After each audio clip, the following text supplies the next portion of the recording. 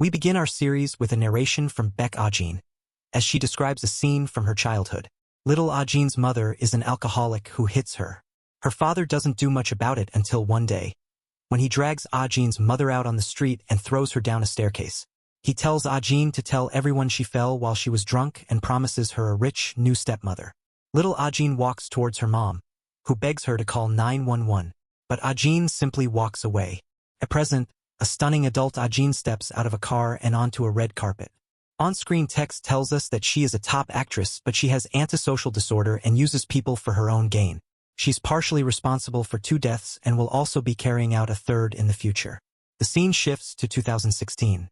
Ajin is in high school, where her classmates are getting ready for a birthday party for their teacher, Ms. Kwok. In the middle of the celebration, chaos ensues when everyone realizes that someone has put photos of Ms. Kwok having an affair on the school message board.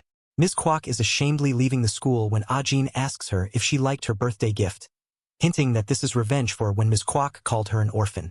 The focus then shifts to Sim Sung-hee, who is Ajin's ex. Sung-hee is upset because Ajin receives the 1st rank and pushed her to 2nd. She had recently seen Ajin speaking to the art teacher, and when she asks Ajin about it, Ajin's demeanor turns cold and she warns Sung-hee about what happens to people who are nosy. We are also introduced to Jun Seo, who seems to have hard eyes for Ajin all the time, so much that he gives up his place on the debate team to Ajin. As a result, Ajin has to work with Sung-hee and 2 of her friends. Sung-hee complains about Ajin's interference in the debate team to her mother, who promises to handle the situation. Ajin lives on her own in a little apartment. Jun Seo meets her there, and together, they see a love letter from Sung-hee in Jun Seo's bag. The next morning, Sung-hee has told everyone in school that Ajin is an orphan. What's more, her mother complained to the school, and so Ajin is removed from the debate team. Ajin then gives Sung-hee a letter with Jun Seo's response to her confession. It simply includes insults to Sung-hee, clearly written in Ajin's handwriting. Sometime later, the debate competition gets cancelled altogether because someone leaked news about the judges being bribed. Sung-hee assumes this is Ajin and dumps a bucket of water all over Ajin in the bathroom to take revenge. Side by side, we learn that Ajin is running a loan shark ring with another student named Kim Jo. Apparently, she caught him stealing a student's AirPods, and since then, they've been working together. At present, Jo goes to a student's mother's restaurant and demands that she pay the money her son owes him. Seeing Ajin sopping wet, Jun Seo takes her to the nurse's office. There, she pretends to be scared of Sung-hee and asks Jun Seo to help her deal with the situation. Meanwhile, Jo is careless with his book with all the details about the loans and gets caught by a teacher. In the chaos, Sung-hee happens to take his phone. He later assures Ajin that he didn't give her up, and she hugs him in return. However, Sung-hee sees this and realizes Ajin is the mastermind. The next day, Sung-hee spills juice all over Ajin's lunch. She then follows Ajin and tells her as Kim Jo's boss. That's when Jun Seo steps in. He pulls Sung-hee aside and pretends that he likes her and wants to date her. But he tells her not to fight with Ajin because she's a good friend. Elsewhere, Kim Jo gets a call from Ajin. Ajin acts all sad and pitiable, and Jo asks her what he can do for her. They hatch a plan. In school, Ajin sneaks a look at Sung-hee's locker combination while Jun Seo convinces Sung-hee they should skip their PE class and hang out. Sung-hee agrees and soon lies to the teacher about going to the nurse's office. When she goes to their classroom, she finds a note telling her to go to the art room. She assumes this is written by Jun Seo and goes there, where she sees Ajin holding hands with the art teacher.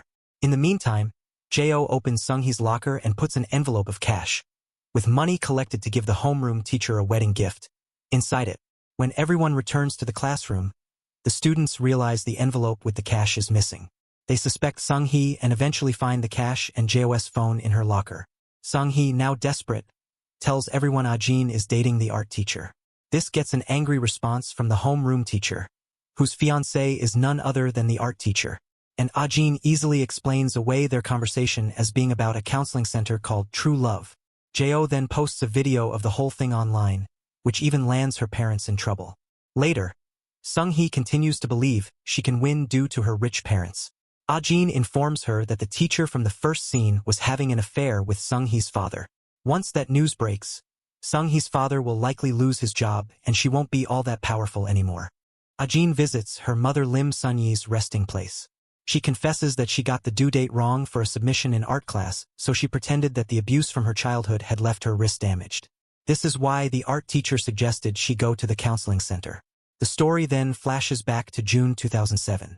Sun-yi takes little Ah-jin to a convenience store and tells her to steal 2 bottles of soju.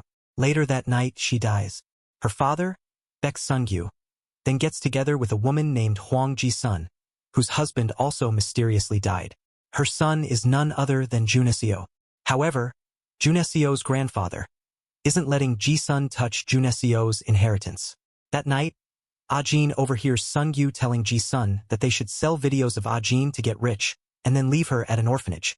In 2016, right after the incidents from episode 1, Sung-hee sees Sung-gyu looking for Ah-jin's school. She sees this as an opportunity and gets Sung-gyu inside the school, in order to embarrass Ah-jin. Once again, Juneseo steps in and drags Sung-gyu away by promising to give him some cash. After this, Ah-jin drops Sung-hee's notebook, which has information on all students, who have been separated into demeaning categories, where the other students find it. Eventually, Sung-hee ends up getting beaten up by the other girls. While Ah-jin watches her father and Juneseo from afar, an entertainment company's CEO Seo Mi-ri spots her on the street. Juneseo gives Sung-gyu half the amount and promises to give the rest if he stays away from her until she graduates. Once he's gone, Seo Mi-ri approaches Ah-jin and tells her she's interested in making her a star. Ah-jin says she's not interested. Meanwhile, Jae-oh gets a panicked text from his little brother and rushes home. In a delirious fit, his father is attacking the small boy with a knife. Jae-oh stops him, but in the ensuing fight, Jae-oh ends up stabbing his father. He sends his brother to stay with his aunt and asks her to take care of him. He then calls Ah-jin and tells her what's happened. He's going to turn himself in, and Ah-jin advises him to pretend to cry and feel remorse to get a lighter sentence. Over the next few days, Sung-hee transfers to a different school. In 2017, Jae-oh ends up in prison for 3 to 5 years thanks to the nature of the circumstances. As Ah-jin said, the tears work. Ah-jin gets accepted to law school in Hanguk University, where Juneseo has been accepted as well. The tuition fees are steep, and Juneseo asks his grandfather for a loan to help Ah-jin out. He agrees to do so if Juneseo assists him on a 3-day trip to Japan where he will be receiving treatment. Sung-gyu loses his money gambling and starts looking for Ah-jin again. He then visits Ji-sun and asks her for the kid's whereabouts. Juneseo gives his grandfather's money to Ah-jin, who protests a little but soon accepts it. When she goes home, though, she gets a nasty surprise from her father, who beats her up and takes the cash. A flashback shows little Ah-jin taking care of little Juneseo when he falls sick. He then shows her a picture of him with his parents and his father's driver. The next day, when the housekeeper takes Juneseo to the hospital, Ah-jin tells Ji-sun that she knows Juneseo's real father is the driver, Mr. Kong, and not her ex-husband. She uses the threat to ensure Ji-sun won't send her away to an orphanage. She even gets new clothes out of the deal. When Juneseo returns, Ah-jin tells him that his mother doesn't really love him. Ji-sun overhears this and complains to Sung-gyu, who tells her to bring Ah-jin outside. Ji-sun grabs Ah-jin and takes her to the bathroom, trying to drown her in the tub. Juneseo sees this, which makes Ji-sun stop. Ah-jin tells Juneseo to call 911 and runs up to a bedroom, from where she jumps out of a window. As she had surmised, Ah-jin survives and the adults are unable to pack her off to an orphanage. In the hospital, Juneseo says he read her diary, which describes a bad person named X. He knows X refers to Ji-sun and is now convinced that she's a bad person. He tells Ah-jin he will never let go of her hand. In 2017, Ah-jin is in the hospital again and Juneseo hold her hand. He tells her she's been unconscious for 3 days. Since the tuition deadline for her university admission was 2 days ago, she's now missed the chance to attend college there. The next day is their high school graduation. Ah-jin is in a sour mood throughout. Afterwards, she walks away and Juneseo follows. While walking down the street, Ah-jin sees a man chasing a thief and he seems to catch her eye. A voiceover from her says that if she hadn't run into him, his life at present would be completely different. Jae-oh draws a picture of Ah-jin in prison. Ah-jin watches a man take down a thief on the street. She seems taken in by him. The man's name is Choi Young-ho, a retired baseball player. A voiceover from Juneseo describes this was right before she opened the gates of hell. Soon, Ah-jin has bagged a part-time job at Young-ho's cafe. Juneseo tells Ah-jin to find a new place to stay and keep away from her father. but she says she would rather give him regular payments to ensure he won't bother her. While working at the cafe, people take notice of how pretty Ah-jin is. Photos of her go viral and even Miri comes across it. Ah-jin learns that Jung-ho lost his career because of an injury caused by a player named Kwak Eun-hyuk. Just then, the CEO of PB Agency, Im Sung-ryong, enters and speaks with Jung-ho. Ah-jin's colleague tells her that Jung-ho might get a new contract after all. Meanwhile, the number of stalkers in the area has increased. One of them sees Ah-jin's pictures and even comes to the store. But they're about to close and Ah-jin's colleague Yusik sends him away. However, he follows her as she's heading home. Junaseo later finds Ah-jin hitting the stalker with a rock. She berates him for coming so late and asks him how far he would go for her. He's willing to do everything but murder, which doesn't seem to be the answer she's looking for. When she's gone, Junaseo calls an ambulance for the man and throws the rock Ah-jin used in a river. Ah-jin reaches home to overhear her father on the phone, talking to someone about selling his daughter. When she tries sneaking up on him, he threatens to kill her and then leaves. Back at work, Jung-ho sees the neck injury Ah-jin's father left her with and worries about her. Elsewhere, Junaseo sees Sung-yu selling a spy camera to someone else. Sung-yu catches Junaseo taking a video of him and the two engage in a fight. Sung-yu passes out and Junaseo picks up a brick but isn't able to actually kill him. The police soon arrive and take them both away. Ah-jin sees all of this. At the police station, she lies and says that Junaseo is her stalker who caused her neck injury. She even deletes the footage of Sung-yu on Junaseo's phone. Later, Ah-jin tells Junaseo that he clearly doesn't have what it takes to take care of her father. Ah-jin turns up at work wearing another bandage. Jung-ho is immediately concerned and Ah-jin tells him that she has a stalker. He decides to drop her home for a few days. By the door of her apartment, Ah-jin finds a dead mouse in a box.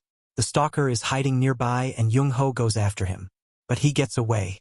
Jung-ho leaves a baseball bat with Ah-jin and then leaves. Later, Yusik sees Ah-jin in a convenience store. He also sees the stalker from earlier and it doesn't look like Ah-jin is scared of him. That night, Ah-jin trashes her entire apartment. The next day, Miri approaches her again and asks her to sign with the agency. Ah-jin admits she's interested but has something to take care of. She then tells Jung-ho that her apartment was trashed while she was out. She pretends Junaseo is out of town, which makes Jung-ho offer up his own place for her that night. When Yusik is about to tell Jung-ho that he saw Ah-jin and the stalker at the convenience store, Ah-jin cuts her hand in order to create a distraction. In the meantime, Ah-jin also messages her father and tells him to come to her apartment at 8 to pick up the money. Jung-ho sends her to his house in a cab, but Ah-jin tells him she's going to her place to pick up some things. She arrives to see her father waiting for her. She gifts him a beanie and makes him wear it. When she doesn't give him the money, he starts beating her but not before she makes a call to Jung-ho. Jung-ho rushes over and fights Sung-yu, ultimately hitting him in the head with his own bat. The last scene is a tad confusing. We see Ah-jin swinging the bat as well. Sung-yu is dead on the floor. Jung-ho runs down the stairs while Junaseo, who is let out from jail, runs towards Ah-jin's house. Ah-jin makes a 911 call and says her father is bleeding, all while laughing maniacally. After Jung-ho strikes Sung-yu with a bat. In the next few minutes, Sung-yu dies and Jung-ho is gone. Ah-jin takes the beanie, cuts it up and flushes it down the toilet. At the hospital, Ah-jin tells the cops that Jung-ho killed her father. At the police station, Jung-ho tells the cops her father was wearing the beige beanie that Ah-jin's stalker wears. But Ah-jin tells them she doesn't recall a beanie. A flashback shows Jung-ho trying to call an ambulance after hitting Sung-yu. That's when Ah-jin tells him he's her father. She tells him to go home and says she will call for help herself. At present, the detective tells Ah-jin that her 911 phone call was hours after the time of death. She explains that she was passed out. Ah-jin then overhears the detectives talking about putting the blame on her and saving face for Jung-ho, who is about to make his comeback in baseball. Ah-jin later takes a picture of the detective in charge receiving a bribe from someone in Jung-ho's agency. The detective then goes to Ah-jin's house where he finds fibers from the beanie floating in the toilet. She is soon taken to the police station as a suspect. Over there, the detective tells Ah-jin about the beanie and then reveals that they have found evidence of 2 more blows to Sung-yu's head. Ah-jin finds a way to get a moment alone with a female officer and then asks her to check the recordings on her phone. She does so and finds the clip of the other detectives talking about letting Ah-jin take the fall. The matter reaches internal affairs, but they don't find any evidence. The lead detective now makes it his goal to pin Ah-jin down. A representative from Longstar Entertainment visits Ajin and offers help. With strings attached, of course. Elsewhere, the cops learn more about the stalker and find footage of him with Ajin at the convenience store. Junaseo then goes to the police and admits to stalking Ajin. He even confesses to wanting to kill Sungyu, who was a monster to her. He says he went to the motel where Sungyu was staying, meaning to drug him with sleeping pills and take him down. Since he wasn't there, Junaseo says he went to Ajin's house and killed Sungyu with the baseball bat while Ajin was unconscious. As a result of this, Ajin is allowed to leave. A flashback shows that after flushing the beanie, Ajin hallucinated Sungyu speaking to her, which is why she hit him again. Junaseo arrived after this and was shocked to see Sungyu dead. He saw the beanie stuck in the toilet and put the pieces into a garbage bag to throw it outside. He then wiped Ajin's fingerprints off the bat and used it to hit Sungyu again. His final move was going to the motel room where Sungyu was staying and placing the sleeping pills to prove he went there. However, the cops find proof that Junaseo went to the motel after Ajin's house and not before. It doesn't matter though. All of a sudden, the detectives charge Jung-ho with the crime and take him away. Junaseo and Ajin are scot-free. All of this turns out to be Miri's doing since Ajin has agreed to sign with her. But Miri asks her to stay away from Junaseo. She wants to make Ajin famous and powerful, but she believes these incidents will come up again once Ajin finds success. She thinks it's best that Ajin and Junaseo stay away from each other. Later, the case files are sent to Miri, who keeps them in a safe. Despite agreeing with Miri, Ajin meets with Junaseo. Junaseo calls her out for manipulating Jung-ho and says she will pay for her sins. Still, he insists on staying by her side. Ajin tells him she won't be seeing him again and leaves. Over time, Ajin becomes a highly successful actress. Jung-ho watches one of her films while in jail. Ajin walks the red carpet at the Busan International Film Festival alongside an established actor named Hyo In-gang. In-gang is currently dating a co-star named Luna, but we later see him breaking up with her. Since she's annoyed about Ajin walking the red carpet with him, Luna bullies Ajin on set by making her do one scene repeatedly. Elsewhere, Seo Miri meets with In-gang, who tells her he wants to make his breakup official. She then gets a call from Ajin and goes on set to talk to Luna. She threatens to reveal Luna's past in order to get her to behave. Ajin's manager, Hyang-ai, tells her that Miri has shackles files on each actor with blackmail-worthy material. Apparently, she keeps those files in a desk drawer. Later, Ajin and Luna cross paths at a salon and exchange some sharp words. Meanwhile, Jo has been released from prison and comes across Ajin while working as a deliverman, but he doesn't reveal himself. As for Junaseo, he is a well-known author who goes by the name of Yoon Suk-ha. He has written a book titled Co-Offender Y, which seems to tell Ajin's story. Ji-sun, who is loan sharks coming after her, begs Junaseo's grandfather for money, but he has her thrown out. Jo goes to see his aunt and gives her some money for taking care of his brother, Jae-woong. But his aunt doesn't want Jae-woong to have to deal with seeing the person who killed his father, and she sends Jo away. After an interview with a reporter, Junaseo watches Ajin during a film shoot. Her mother finds him there and drags him away, berating him for going after Ajin again. Luna happens to overhear this. Junaseo tells his mother off for not apologizing to Ajin yet. Ji-sun then storms into the entertainment agency's office and meets Miri. She asks the CEO to get Ajin off screens, citing her insidious past of murdering her father. Ajin arrives as Ji-sun leaves. Luna manages to set up an event with Junaseo. She tries to flirt with him and after the event, tells him to drop her home. Elsewhere, Hyang-ai tells Ajin that there is an electrical blackout at the office building. Ajin convinces Hyang-ai to drop her at the office and head home early. Hyang-ai texts Luna about this and she, in turn, tells Junaseo to stop at the office for a few minutes. Ajin reaches the office, climbs the stairs, and starts looking for the shackles files. She ends up finding a secret room with a safe but isn't able to open it. That's when Luna reveals herself and shows that she has taken both their files. Ajin follows her down to the parking lot where Luna tells her to beg for the files and even slaps her. Junaseo steps out of his car on seeing this, but Luna pulls him away. While having a drink, Luna tells Junaseo to be her date for her Longstar Entertainment's anniversary party. She claims she wants to make her ex-boyfriend jealous and tells Junaseo that Ajin will be there as well. The day of the party arrives. While the celebrations are ongoing, In-gang begins to feel some pain and struggles to open his bottle of pills. Ajin helps him out. Junaseo has indeed come to the event as Luna's date. When a dedication video begins to play on screen, it suddenly switches to a clip of Luna hitting Ajin. Miri has the video shut down and brushes it off as a fictional scene from a film. A flashback shows that Ajin had already found out about Hyang Ai working with Luna, so she convinced Hyang Ai to record the whole thing in the parking lot. At present, Ajin tells Luna not to mess with her, or the video will get leaked. She then heads back to the party, where she suddenly comes across Detective Park, who had tried to arrest her for her father's murder. He's dressed as one of the waiters and tells Ajin he hasn't given up yet. Luna sees their interaction and sends a picture of the detective to a man and asks him to look into it. Junaseo overhears this. That night, Junaseo goes home and sees Ajin waiting for him. This time, they greet each other with a tight hug. Junaseo says he thought she had found peace, but she says she's still struggling. She asks Junaseo to help her and says she is trying to love Hyo in gang. Ji-sun arrives at Junaseo's house. She's surprised to see Ajin there, wearing Junaseo's shirt. Ajin claims to be there because of Ji-sun's attempts to mess up her work. Ji-sun begins to hit Ajin and Junaseo arrives in time to pull them apart. At work, Ajin shoots a romantic scene with In-gang. After the shoot, In-gang asks to speak with her privately.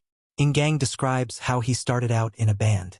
His rise to fame all comes down to an incident where his junior Ji-hyuk ate a macaron with nuts and had an allergic reaction. Due to this, In-gang was given an MC role which then got him noticed. The thing is, In-gang knew there were nuts in the macaron and did nothing about it. He is now plagued by regret every time Ji-hyuk sends him texts, wishing him well. He then tells her that he saw her video with Luna and thinks that she can rise to the top even without all that. That night, Detective Park calls Ajin and tells her to meet him. He threatens to reveal her past if she doesn't. Ajin follows the address and arrives at a VIP room in a club, where clubgoers are drugged up and making out. Detective Park calls her and reveals that this is her future as he plans to ruin her life. While she's leaving, In-gang catches her, but obviously she isn't able to explain why she was there. Meanwhile, Jo starts working with a man who runs background checks on people. Jo's first task is to find information on Detective Park. Could this private investigator be the man that Luna hired? Jo follows Detective Park and clones his phone.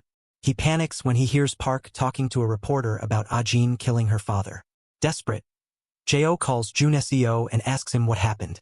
Junaseo says that Ajin didn't kill her father but Park tried to frame her. They decide to work together. Jo comes over to Junaseo's house, where he and Ajin reunite. They catch up and Junaseo watches them laugh together. After she leaves, Jo asks Junaseo why he would let him meet Ajin, since he knows Junaseo likes Ajin.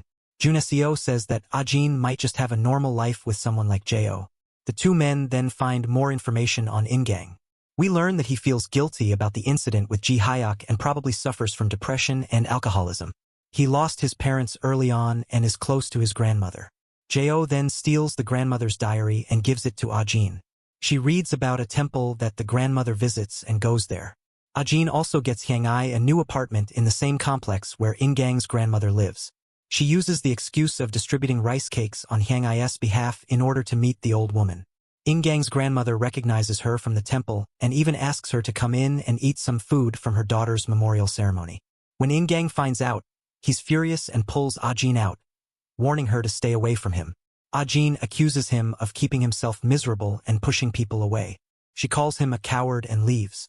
Back home, Junaseo asks Ajin what her plan with In-gang is. She says she needs him to get to the top.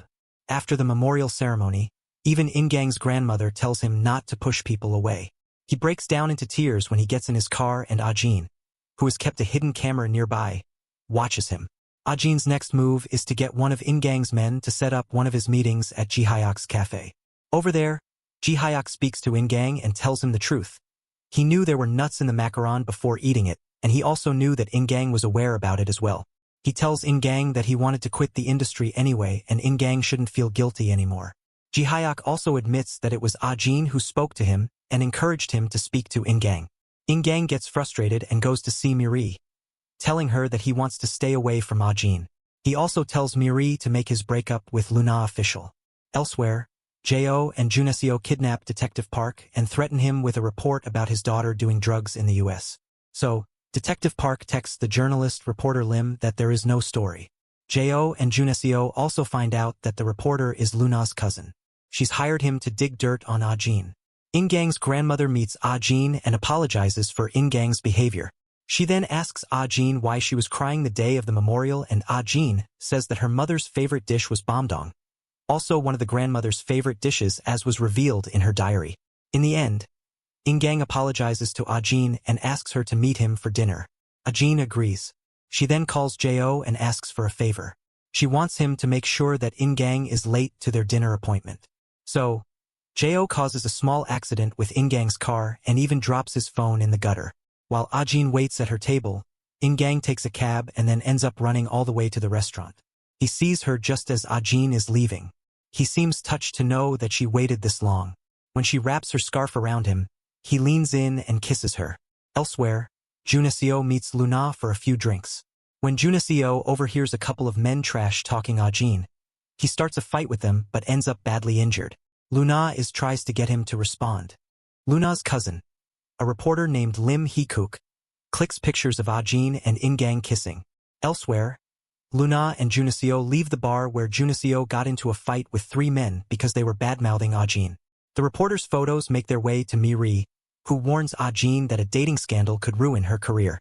Ajin tells her this is not just a fling and convinces Miri to let her speak to the reporter. Ajin then meets reporter Lim and tells him to work for her instead of Luna. She offers to give him exclusives on her relationship with In-gang and even promises to provide photos with each scoop. So, news about their relationship soon breaks out, and as Ajin expected, it is more positive than negative. As for Luna, Ajin isn't finished with her yet. She makes Jo go on a date with Hyang Ai, where he gets a video of her describing Luna's DUI, which she ended up taking the fall for. Just after Miri tells Luna to take a break from work, Ajin lets the video go viral. She tells Luna to stay away from the industry for good. We then get a montage of Ajin and In-gang spending time together as a happy couple over the following months. About a year later, Junaseo is still in touch with Luna for some reason. She persuades him to attend the premiere of Ajin's movie. While there, Junaseo recalls that Ajin had said she would only date In-gang for a year. When he's back home, Junaseo finds Jo waiting for him. Both of them haven't heard from Ajin in a while now. Ji-sun calls Junaseo to ask for more money, but he doesn't pick up the phone. His grandfather is now quite unwell, and Junaseo orders the servants not to let Ji-sun near the old man. Of course, that doesn't stop Ji-sun. She breaks into her son's house and ends up finding that he's invested in Longstar Entertainment. She confronts Ajin about this, but the latter reminds Ji-sun that she still hasn't told Junaseo about his parentage. This keeps Ji-sun quiet. One day, Sung-hee, Ajin's nemesis from school, sees her. She publishes an online post about Ajin's behavior in school. Causes a scandal, but, in the end, Jo and others from the school call Sung-hee out for being a hypocrite. The post is deleted. That night, In-gang is out of town and Ajin is unable to sleep. In-gang's grandmother, Hong Kyung-suk, learns she's sick and comes over to take care of her. Surprisingly, Kyung-suk tells her that she accepts Ajin, even if everything in the article is true. Meanwhile, In-gang attends several promotional events while traveling. Miri arrives and asks him why he's dragging his feet on accepting his next project. He hints that he wants to marry Ajin and start a family with her. Choi Young-ho, the coffee shop owner whom Ajin got arrested, is out of jail. He approaches Ajin to let her know that he's out. He also greets Kyung-suk. Turns out they met when she was volunteering at the prison. At Junaseo's house, Jo and Luna bump into each other. While on his way out, he gets a call from Ajin. Junaseo arrives home at that point and realizes Ajin has reached out to Jo. Miri meets Junaseo, who is now the CEO of Crowndium Pictures and also a secret investor of Longstar Entertainment. His new book is being adapted for the screen, and his contract with Miri states that they need to cast Ajin in the lead role. Ajin and In-gang discuss the opportunity, and In-gang says they should think about it for a week. That night, Junaseo finds Ajin waiting for him at home. She knows that he's pulled the stunt with the contract to get her attention. He reminds her of her promise to break up with In-gang in a year, and she accuses him of canoodling with her enemy, Luna. Junaseo says he's keeping Luna close to make sure she doesn't bother Ajin. Luna arrives and gets annoyed when she sees them together. On Ajin's birthday, the couple go on a date to a fancy restaurant. In-gang is about to ask her something when they are interrupted by Luna and Junaseo, who join them at their table. Luna exposes Jun Seo and Ajin's relationship in front of Ingang and the fact that she recently met him. Ingang excuses them from the table and asks Ajin for an explanation. She allays his doubts, but he then gets a phone call. Kyung-suk was making Ajin a birthday dinner at her house when she found her diary, the one that Ajin stole. Now, she's back at her own apartment, without having had dinner. Of course, all Ingang knows is that she found her lost diary. Since he has to rush for a flight, he asks Ajin to check on his grandmother. Ajin gets a ride from Jo and goes to her house. Jun Seo arrives, and in the next few minutes, they hear a loud thud. Ajin is standing at the top of a flight of stairs. Below, Kyung-suk has fallen down and seems to be dead. We see Kyung-suk being treated in the hospital. As Ingang rushes over there, Ajin bows her head in prayer. Jun Seo wonders if she is praying for Kyung-suk's survival or for her death. Ultimately, the old woman passes away. At the funeral, Ajin supports Ingang. She tells the police that Kyung-suk was feeding some cats when she suddenly got dizzy and fell down the stairs. Bits of flashbacks show Kyung-suk accusing Ajin of ruining her grandson. Choi Young-ho makes an appearance as well. In-mo, Ingang's brother, had read up on his involvement in Ajin's father's death and now asks him about it. But Young-ho says that Ajin is innocent. Ajin asks Young-ho why he did that. Young-ho says that his time in prison allowed him to reflect on Ajin's situation and how she might have turned out differently if there had been even one responsible adult in her life. He tells her he pities her and genuinely wishes the best for her. Reporter Lim calls Ajin to ask if she has any scoops for him, but she cuts the call on him. He then tries to get something from Sung-hee, but she shuts him down as well. Turns out, Jo has threatened to expose her own secrets from school at her workplace in order to get her to keep quiet. During the old woman's memorial, Ajin crosses paths with director Seol Young-uk. He takes a liking to Ajin and offers her a role in his movie. Since his movies tend to get a global platform, Miri thinks this will be a great opportunity for Ajin. Meanwhile, Jun Seo has been agonizing over whether Ajin killed Kyung-suk or not. He meets her in a parking lot and asks her for the truth. But she teases and taunts him, asking him what he would do if she had really done it. At his grandmother's apartment, Ingang comes by a neighbor who said she heard Kyung-suk fighting with another woman, accusing her of deception. She also says that another resident on the same floor has a hidden security camera which would have captured.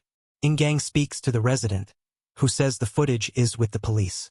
Elsewhere, Jo gets the very same footage from the police to Jun Seo, who is waiting at a bar. Jun Seo wants to know the truth, but Jo is angry at being told to do this because he believes in Ajin's innocence. Soon, an article comes out about Ingang buying a ring for Ajin. These rumors bother director Seol, who tells Ajin that it can spoil the film's experience. He leaves the meeting quite quickly. Miri mentions that Ingang is planning to retire soon. She also asks Ajin if she really wants to marry Ingang. Ajin says she plans on breaking up with him. Meanwhile, Jun Seo still hasn't gotten himself to watch the video.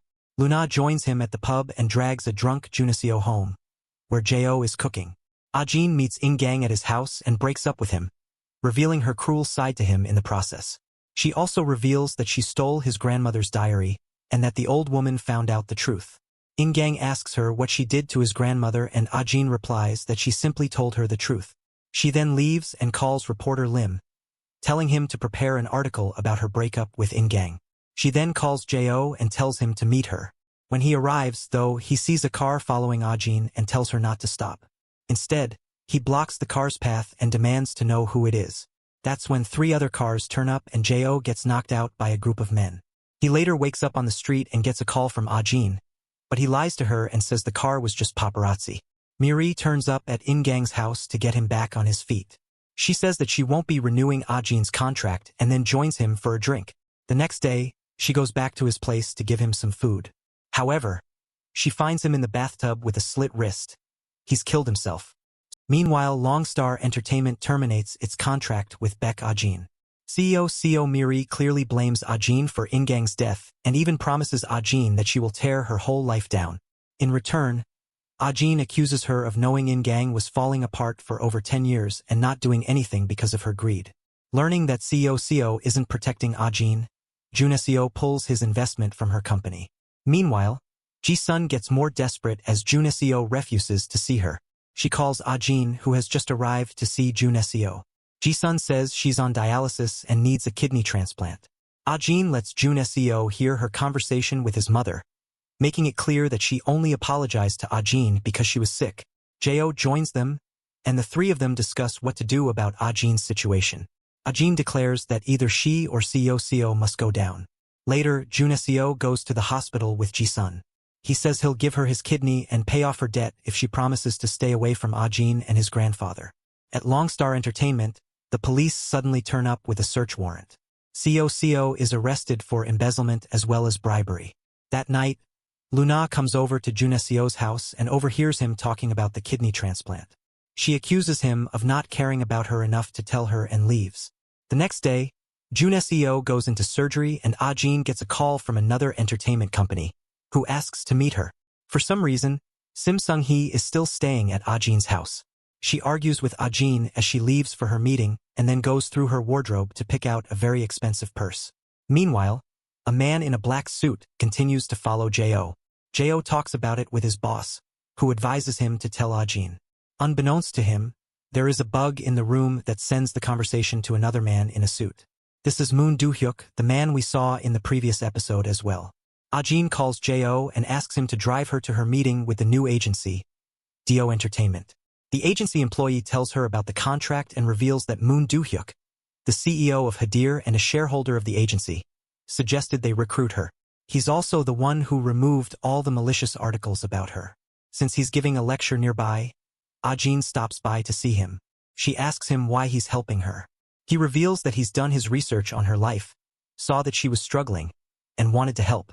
Their conversation reveals that he was also the person who got rid of Seo. She asks what his plan for her is, and he says it's a surprise. At the hospital, Jun Seo recovers quickly and is about to get discharged. Jo calls and asks him to come over to his office. Meanwhile, Moon Do-hyuk's people find Seo's shackles files and delete Jin's part in it before giving it to the police. Do-hyuk then tells his assistant to go after Jo but leave Jun Seo alone. As for Seo, she believes Jin is behind all of this. Her assistant goes to Jin and begs her to help, but Jin dismisses her the way Seo dismissed her in the beginning of the episode. Jin officially signs on with Do Entertainment. Do-hyuk asks if she wants him to go further and make her enemies disappear. She asks him why he would go to such lengths for her. In the meantime, Jun Seo turns up at Jo's workplace to meet him.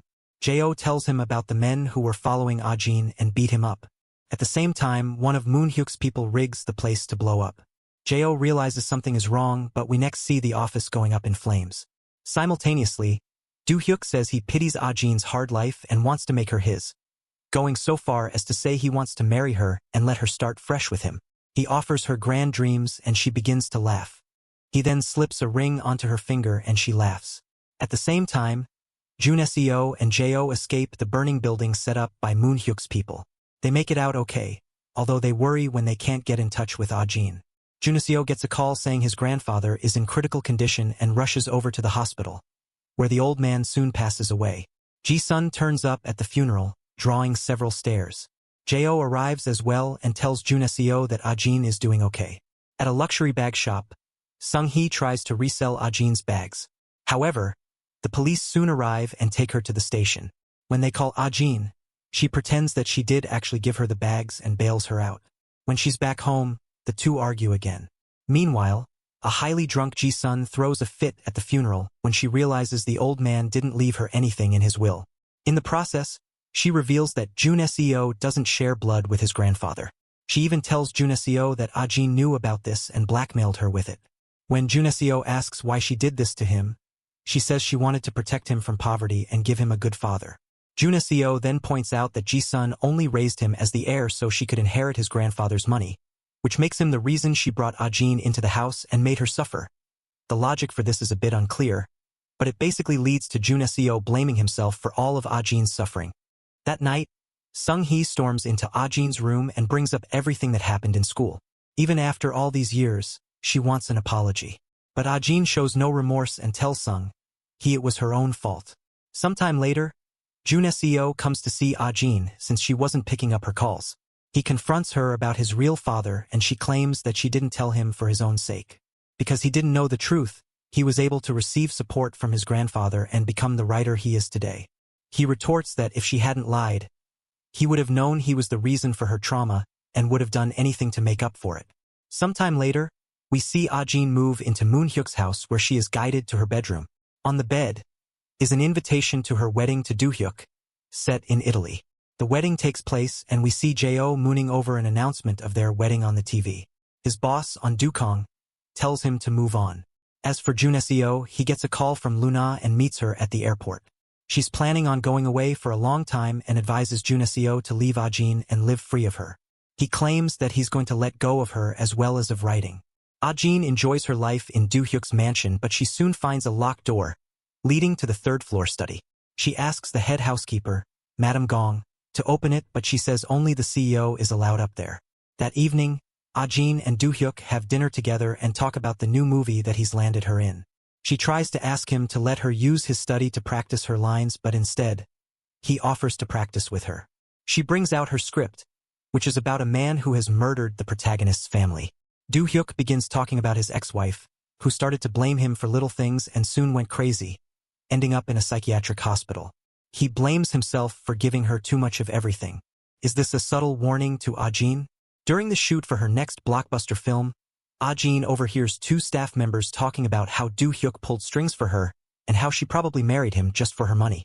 Back home, Ah-jin isn't able to find menstrual pads and goes to have a shower. When she comes out, a box of pads has mysteriously appeared on the counter. After Do-hyuk returns from work, Ah-jin notices that one of the clocks has stopped working. She soon realizes that it has stopped at the same time that her father was beating her up, right before she murdered him. That night, Ah-jin wakes up from a nightmare and has a smoke to calm herself down. Elsewhere, Juneseo calls Jo out to get a drink. Juneseo tells him to live his own life and not end up lost like him. The next day, Juneseo moves back into his mother's house.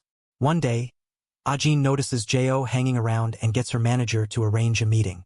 Jo says she looks tired and sick and asks if she's okay. Ah-jin asks him to look into Do-hyuk and his ex-wife. Unfortunately, Do-hyuk has bugged her car and is listening to every word of their conversation. At home, Madame Gong brings Ah-jin a cup of tea and insists that she drink it since Do-hyuk wants her to. Ah-jin throws it into the sink. The next day, we see that one of the staff members at the house is none other than Sim Sung-hee. While Ah-jin is listening to music on a poolside chair, she sneaks up behind her and draws out a knife. Ah-jin opens her eyes in time and the two fight.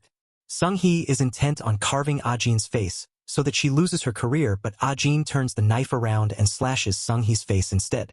Do-hyuk comes upon the scene to see Ah-jin laughing and Sung-hee screaming in horror. Moon Do-hyuk arrives and carries Ah-jin away. Ah-jin wakes up in the hospital, where Juneseo greets her and kisses her forehead. Later, Do-hyuk calls Ah-jin and tells her that Sung-hee has been diagnosed with schizophrenia and sent to a psychiatric hospital. Ah-jin then starts getting laser treatment for the scar she got during the fight.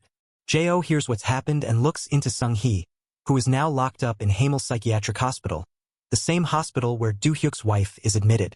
However, no one has seen her in a year or so.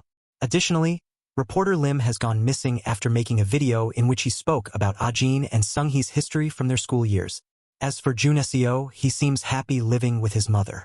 While out shopping with her, he comes across a producer named Han Ji-gyu. The producer speaks to Juneseo and tells him that the rumors about Ah-jin and Sung-hee are very similar to the events in his first book. Juneseo is also surprised to learn that Ah-jin was attacked by Sung-hee. He calls Jo for confirmation and gets an earful about ghosting them. While resting at home, Ah-jin asks the housekeeper for tea. She then suddenly hallucinates one of the maids coming at her with a knife, but it quickly fades away. She picks up her tea but suddenly finds herself holding a glass of whiskey in an entirely different room. When she goes back out, she sees the maids cleaning up a mess. She also finds the doors to the third floor open and enters to find all the doors smashed. The housekeeper tells her that she's the one who made a mess in the kitchen as well as on the third floor.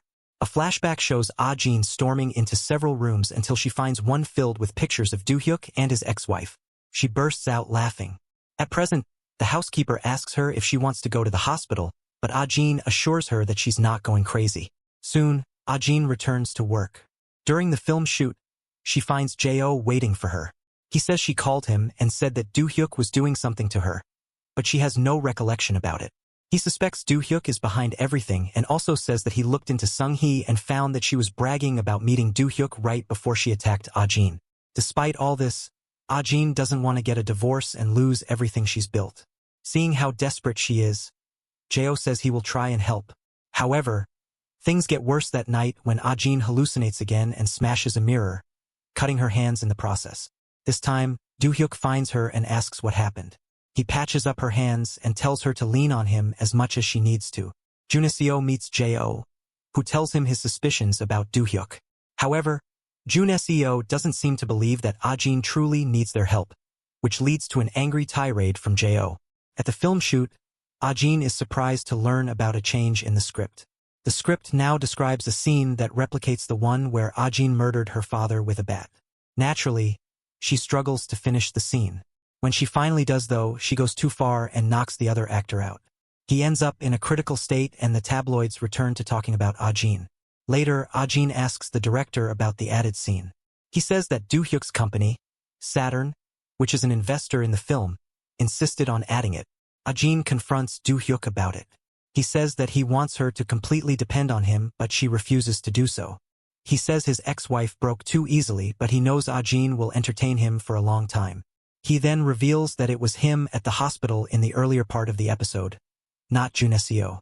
Ajin was hallucinating. In her delirium, she told him about how her mother died as well. Present, Do-hyuk tells her she knows what to do and throws her into the pool. He then leaves and calls Juneseo, telling him to go take care of Ajin. Juneseo turns up by the swimming pool, where Ajin gets increasingly anxious and claims she wants to destroy Do-hyuk and take his place. She goes home and uses her burner phone to call Jeo. He tells her to hold on and that he has a plan. Ajin responds by asking him why he goes so far for her. He tells her that he likes being next to her and being of use to her. We then skip to Ajin waking up from a session hooked to N4. She looks happy and doesn't seem to remember the incident at the film shoot. When she joins Do-hyuk, he realizes that she doesn't remember their conversation at the pool either. Meanwhile, Jeo approaches one of Do-hyuk's men and threatens to pay him back for almost burning Jeo alive. The man calls Do-hyuk with this news and Do-hyuk orders him to get rid of Jeo. Elsewhere, Jeo sees his brother from afar and wishes him well. That night, several cars show up at his doorstep, with Do-hyuk's men pouring out. Jeo escapes on his bike and a chase ensues. He leads them all to the rooftop where Ajin killed her father. He ends up getting beaten up and eventually throws off the side of the building. At the same time, Ajin shoots the final scene for her film and earns a round of applause.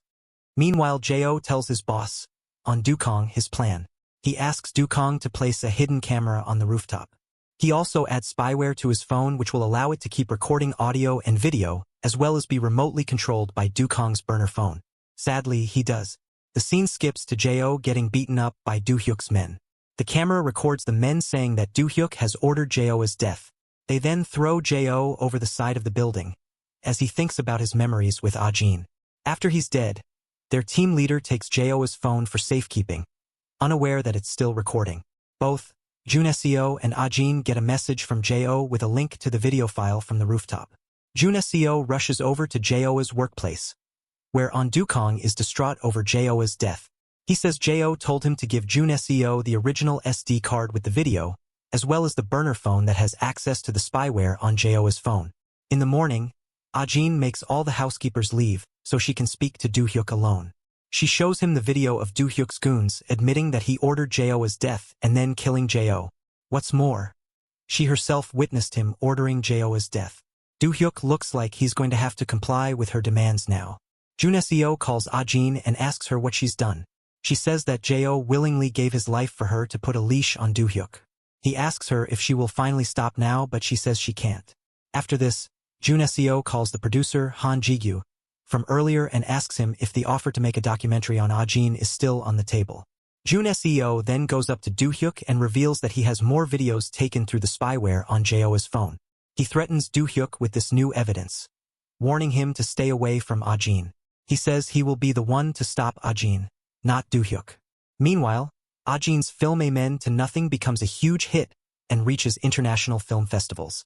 News reports describe Ajin as at the peak of her career.